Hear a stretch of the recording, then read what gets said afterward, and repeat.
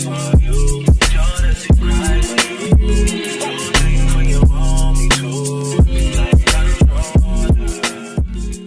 Hey guys, hey TV crew, I am back with another video. As you can see by the title, we have more honest, and this is how Rihanna was marketed after Beyonce. So before we get into that, subscribe, like up this video, turn on the bell notification so you can see every time I post. This should definitely be interesting. How was Rihanna marketed after Beyonce, in his opinion? Rihanna and Beyoncé are two of the most visible and popular black female pop stars pretty much since the 2000s. They have both had major hits, cultural influence, and endured relevancy over a span of multiple decades. Being that they are two black women in the same field, they often have been compared and have notorious fan bases that aren't shy of one another. While the comparisons at this point in time aren't really warranted or useful, they do actually stem from a more credible place than just a simple tabloid-driven comparison. To be clear, Beyonce and Rihanna have no beef, and if they ever have, the public has never known.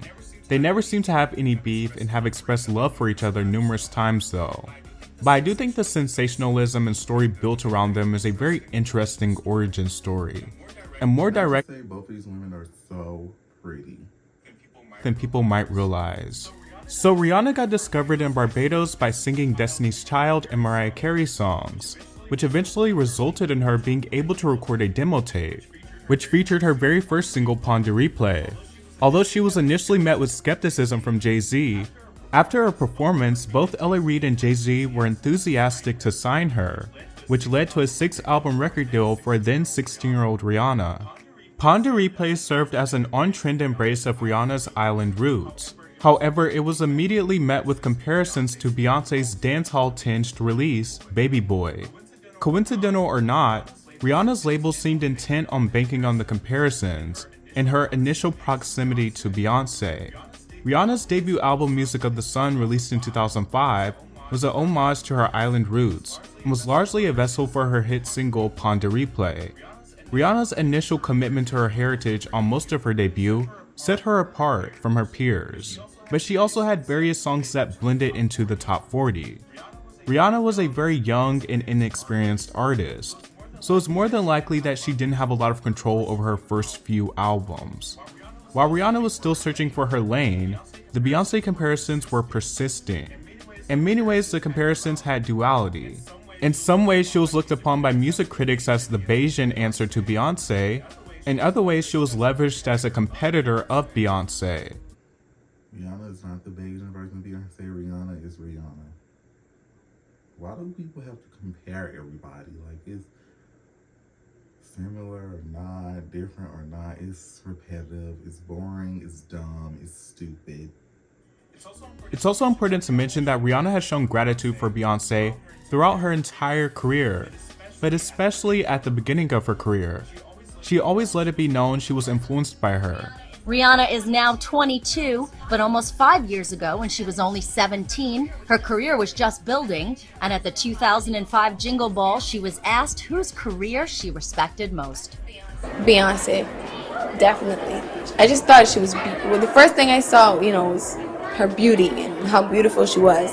And then I listened to her music and I loved her music. She's incredibly talented. I think she's what every female artist should strive to be or strive to be like, because she, despite all her success, she still remains humble. Beyoncé had been around at that point since the 90s and was well established.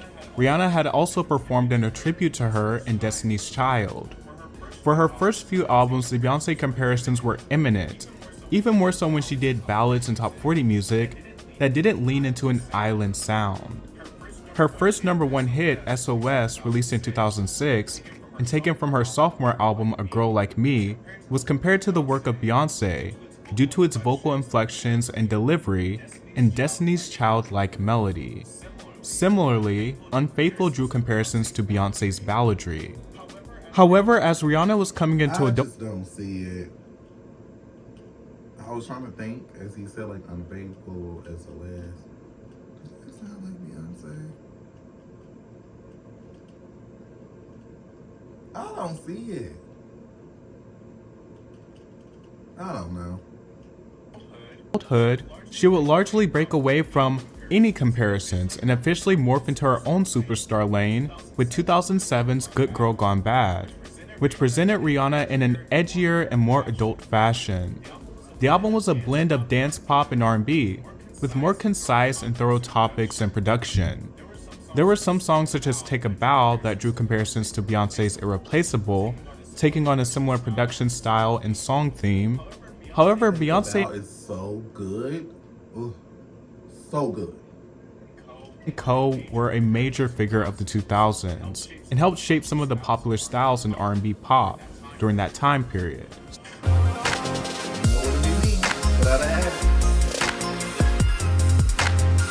So it wouldn't be uncommon for it to seep over into people coming after her or her peers. What all of Rihanna's first 3 albums have in common is that they were sold with promotional stickers that blatantly referenced Beyoncé, known as Move Over Beyoncé stickers, taken from an article by The Guardian, which presumably pinpointed her as Beyoncé's competitor. Rihanna's label clearly saw the value in that alignment and placed it on her albums for promotional gain. But by that time, Rihanna was not the Bayesian version of Beyoncé. She was Rihanna, the superstar in her own right. There was, however, some messy behind-the-scenes stuff that went on as well, that was exposed later on. In 2015, Rihanna's former publicist admitted that he fabricated rumors that Jay-Z was cheating with Rihanna to help break her career. Neither Rihanna or Jay-Z were aware of his actions. The PR stunt that I did was out of desperation to help break Pon de Replay, he said. It was reckless, and I didn't think it was going to work. I was just throwing spaghetti at the wall to see. But why would that be the first thing you come to? Saying she's sleeping with somebody else's man.